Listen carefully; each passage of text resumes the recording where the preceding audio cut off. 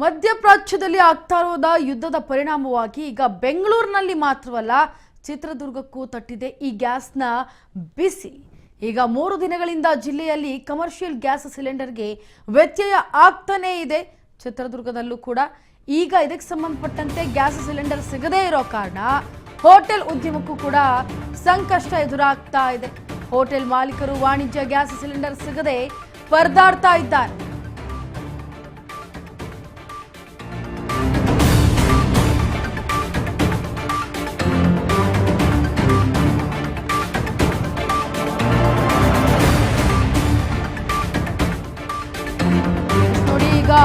ಈ ಗ್ಯಾಸ್ ಸಿಲಿಂಡರ್ನ ಬಿಸಿ ಚಿತ್ರದುರ್ಗಕ್ಕೂ ತಟ್ಟಿದೆ. ಬರೋಬ್ಬರಿ 3 ದಿನಗಳಾಗ್ಬಿಟ್ಟಿದೆ. ಆದರೂ ಕೂಡ ಕಮರ್ಷಿಯಲ್ ಗ್ಯಾಸ್ ಸಿಲಿಂಡರ್ ವ್ಯತ್ಯಯ ಉಂಟಾಗಿದೆ. ಹೋಟೆಲ್ ಉದ್ಯಮಕ್ಕೆ ಸಂಕಷ್ಟ ಎದುರಾಗ್ತಾ ಇದೆ. ಹೋಟೆಲ್ ಮಾಲೀಕರು ಈ ಕಮರ್ಷಿಯಲ್ ಗ್ಯಾಸ್ ಸಿಲಿಂಡರ್ ಸಿಗದೆ ಪರದಾಡ್ತಾ ಇದ್ದಾರೆ.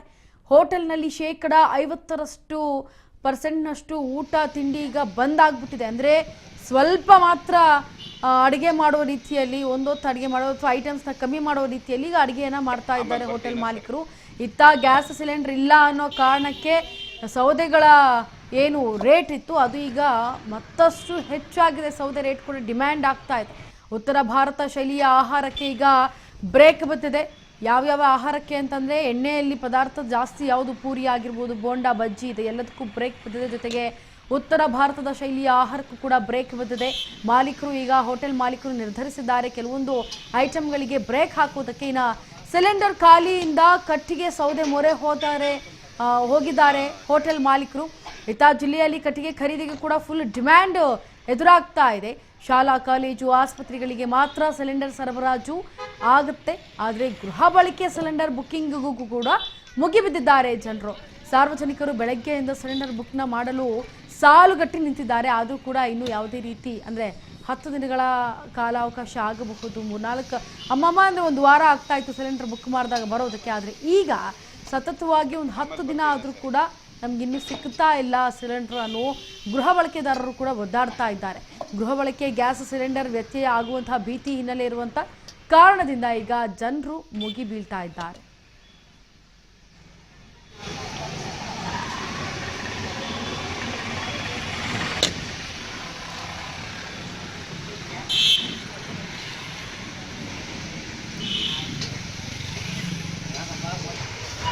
ಮಧ್ಯಪ್ರಾಚ್ಯದಲ್ಲಿ ಆಗ್ತಾ ಇರುವಂತಹ ಯುದ್ಧಕ್ಕೆ ಈಗ ಇಲ್ಲಿ ಎಫೆಕ್ಟ್ ಬೀರ್ತಾ ಇರೋದು ನಮ್ಮ ಭಾರತದ ಮೇಲೆ. ಯಾಕಂದರೆ ಈಗ ಇರಾನ್ ಇಸ್ರೇಲ್ ನಡುವೆ ಯುದ್ಧ ನಡೆದಾಗ ಯಾವಾಗ ತನ್ನ ಇರಾನ್ನ 30 ತೈಲ ಸಂಸ್ಕರಣಾ ಘಟಕದ ಮೇಲೆ ಉಡೀಸ್ ಮಾಡುತ್ತೆ ಇಸ್ರೇಲು, ಆಗ ಇರಾನ್ ಒಂದು ನಿರ್ಧಾರವನ್ನು ತೆಗೆದುಕೊಳ್ಳುತ್ತೆ. ಅದುವೇ ಏನು ಎಲ್ಲ ದೇಶಗಳಿಗೂ ಆಮದು ಆಗುವಂಥದ್ದು, ರಫ್ತು ಆಗುವಂಥದ್ದು. ಅಂದರೆ ರಫ್ತು ಮಾಡ್ಕೊಳ್ಳೋ ಮುಖಾಂತರ ಯಾವ್ಯಾವ ದೇಶಗಳು ಆಮದುವನ್ನು ಮಾಡ್ಕೊಳ್ತಾ ಇತ್ತು ಆ ಸರಕುಗಳನ್ನು, ಅದನ್ನು ಬಹುಮುಖ್ಯವಾಗಿ ಬಂದ್ ಮಾಡಿದ್ರೆ ಆಗ ಎಲ್ಲ ನನ್ನ ಒಂದು ಅಂದರೆ ಈಗ ಯುದ್ಧ ನಡೀತಾ ಇರೋದು ಸ್ವಲ್ಪ ಮಟ್ಟಿಗೆ ಏನಾದರೂ ತಿಳಿಗೊಳ್ಳಬಹುದಾ, ಅಥವಾ ಅಮೇರಿಕಾಗೆ ಇಸ್ರೇಲ್ಗೆ ಬೊಟ್ಟು ಮಾಡಿ ತೋರಿಸ್ತಾರ ಅನ್ನೋ ನಿಟ್ಟಿನಲ್ಲಿ ಇರಾನ್ ಏನು ಮಾಡುತ್ತೆ, ಮುಖ್ಯವಾಗಿ ಸಾಗಬೇಕಾಗಿರುವಂತಹ ಅರ್ಮೂಜ್ ಜಲಸಂಧಿ ಮಾರ್ಗವನ್ನು ಕಂಪ್ಲೀಟಾಗಿ ಬಂದ್ ಮಾಡುತ್ತೆ. ಈ ಹಿನ್ನೆಲೆಯಲ್ಲಿ ಈಗ ಭಾರತಕ್ಕೆ ಎಫೆಕ್ಟ್ ಆಗ್ತಾ ಇರೋದು ಇಂಧನ, ಯಾವ ರೀತಿಯಾಗಿ ಅನಿಲ ಬಳಸಲೇ ಆಗದೇ ಇರುವಂತಹ ರೀತಿ ಈಗ ಮುಗಿ ಬೀಳ್ತಾ ಇರುವಂತಹ ಜನರು ಕೂಡ ಒಂದು ಕಡೆ ನಾವು ಸೌದೆಗೆ ಕಾಣಿಸ್ತಾ ಇರ್ಬೋದು. ಇದ್ರ ಬಗ್ಗೆ ಹೆಚ್ಚಿನ ಡೀಟೇಲ್ಸ್ ಅನ್ನ ಕೊಡೋದಕ್ಕೆ ನಮ್ಮ ಸಂಪರ್ಕಕ್ಕೆ ನಮ್ಮ ಪ್ರತಿನಿಧಿ ರಾಕೇಶ್. ರಾಕೇಶ್, ಈಗ ವ್ಯತ್ಯಯ ಒಂದು ಕಡೆ ಸಿಲಿಂಡರ್ ಉಂಟಾಗ್ತಾ ಇದೆ, ಮತ್ತೊಂದು ಕಡೆ ಸೌದೆಗೆ ಡಿಮ್ಯಾಂಡ್ ಕೂಡ ಹೆಚ್ಚಾಗ್ತಾ ಇದೆ. ಸೊ ಹೇಗಿದೆ ಜನರ ಪರಿಸ್ಥಿತಿ? ಏನಾದರೂ ಈ ಸಿಲಿಂಡ್ರು ಸಂಬಂಧಪಟ್ಟಂತೆ ಅಥವಾ ಸೌದೆಗಳು ಸಂಬಂಧಪಟ್ಟಂತೆ ಏನಾದರೂ ಈಗ ಅವ್ರಿಗೆ ಹೆಲ್ಪ್ ಆಗ್ತಾ ಇದೆಯಾ, ಅಥವಾ ಏನಾದರೂ ಕಾರ್ಯಕ್ಕೆ ಮುಂದಾಗ್ತಾ ಇದ್ದಾರಾ ಸರ್ಕಾರ ಅಂತ? ಹೌದು ಇಂಚರ, ಏನು ದುರ್ಗದಲ್ಲಿ ಏನು ಇರಾನ್ ಮತ್ತೆ ಇಸ್ರೇಲ್ ನಡುವೆ ಏನು ನಡೀತಾ ಇದೆ ಯುದ್ಧ, ಆದ್ರೂ ಅದು ಈಗ ಈಗ ಈಗ ನಿಧಾನಗತಿಯಲ್ಲಿ ದುರ್ಗದಲ್ಲಿ ಎಫೆಕ್ಟ್ ಆಗ್ತಾ ಇದೆ. ಸಿಲಿಂಡರ್ ಮೇಲೆ ಬಹಳ ಡಿಮ್ಯಾಂಡ್ ಬರ್ತಾ ಇದೆ. ಈಗ ಕಮರ್ಷಿಯಲ್ ಸಿಲಿಂಡರ್ಗಳು ಏನು ಸಿಗ್ತಾ ಇಲ್ಲ, ಅಭಾವ ಆಗಿದೆ ಕಮರ್ಷಿಯಲ್ ಸಿಲಿಂಡರ್ ಬಗ್ಗೆ. ಅದ್ರ ಬಗ್ಗೆ ದುರ್ಗದಲ್ಲಿ ಜಿಲ್ಲಾಡಳಿತ ಕೂಡ ಕ್ರಮ ತಗೊಂಡ್ಬಿಟ್ಟು ಅದನ್ನ ಯಾವ ತರ ಹೆಂಗ್ ನಿಭಾಯಿಸ್ಬೇಕಂತ ಕೂಡ ಇದ್ ಮಾಡ್ತಾ ಇದಾರೆ. ಮತ್ತೆ ಈ ಗ್ಯಾಸ್ ಏಜೆನ್ಸಿಯವರು ಕೂಡ ಅಲ್ಲಿ ಹೋಗಿ ಜನಗಳು ಕೂಡ ಅಲ್ಲಿ ಬಹಳ ಕ್ಯೂ ಅಲ್ಲಿ ನಿಂತ್ಕೊಂಡು ತಗೊಂತಿದ್ದಾರೆ. ಈಗ ಒಂದ್ ಸಿಲಿಂಡರ್ ಇದು ಡಬಲ್ ಸಿಲಿಂಡರ್ ಇತ್ತು ಅಂದ್ರೆ ಒಂದ್ ಸಿಲಿಂಡರ್ ಕೂಡ ಇದ್ರು ಕೂಡ ಇನ್ನೊಂದ್ ಸಿಲಿಂಡರ್ ಸ್ಟಾಕ್ ಇಟ್ಕೊಳಕ್ಕೆ ಎಲ್ಲ ಪ್ರಯತ್ನ ಪಡ್ತಾ ಇದಾರೆ ಗ್ರಾಹಕರು.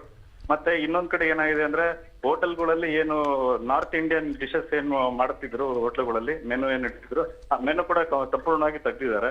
ಅದು ಜಾಸ್ತಿ ಗ್ಯಾಸ್ ಅದಕ್ಕೆ ಯೂಸ್ ಬಳಕೆ ಆಗುತ್ತೆ ಅನ್ನೋ ಒಂದು ಕಾರಣಕ್ಕೆ ಅದನ್ನ ತೆಗ್ದಿದ್ದಾರೆ. ಮತ್ತೆ ಸೌದೆ ಏನು ಈಗ ಮುಂಚಿಂದನೇ ಅವರು ಸೌದೆ ಮಾರೋರು ಏನಿದ್ರು ಅವರು ಕಟ್ಟಿಗೆ ಮಾರೋರು ಅವರಿಗೆ ಅವ್ರು ಯಾವ್ದೇ ರೀತಿಯಿಂದ ಅವ್ರಿಗೆ ವ್ಯಾಪಾರ ಆಗ್ತಾ ಇರ್ಲಿಲ್ಲ ಈ ಇತ್ತೀಚಿನ ದಿನಗಳಲ್ಲಿ.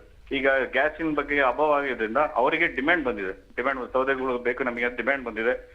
ಹೋಟೆಲ್ ಮಾಲೀಕರೆಲ್ಲ ಹೋಗಿ ಖರೀದಿ ಮಾಡ್ಕೊಂಡು ಹೋಟೆಲ್ ಪಕ್ಕದಲ್ಲೇ ಇದು ಕಟ್ಟಿಗೆ ಒಲೆ ಮಾಡ್ಬಿಟ್ಟು ಕೃತಕ ಕಟ್ಟಿಗೆ ಒಲೆ ಮಾಡ್ಬಿಟ್ಟು ಅದನ್ನ ಮಾಡಿ ಗ್ರಾಹಕರಿಗೆ ಊಟಕ್ಕೆ ಹಾಕ್ತಿದ್ದಾರೆ ಅಂತ ಹೇಳ್ಬೋದು ಈ ತರ.